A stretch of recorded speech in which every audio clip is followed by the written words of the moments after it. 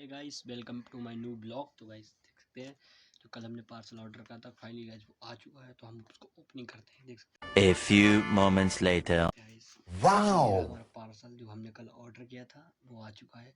Finally देख सकते हैं गाइस, ये हमारा पार्सल है जो आ चुका है, फ्लिपकार्ट से मंगाया था। तो हम उसको ओपनिंग करते हैं गाइस, देखते हैं कैसी है। तो उसको गाइस ऑर्डर देखते हैं, खोलते हैं।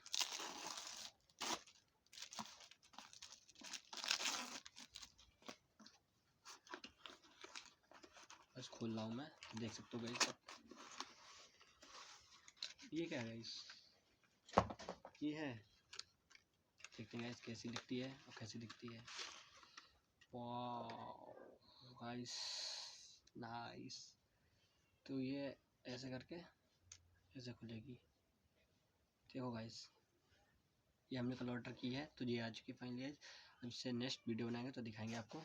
सो गाइस सपोर्ट करो, फॉलो करो, कमेंट करो।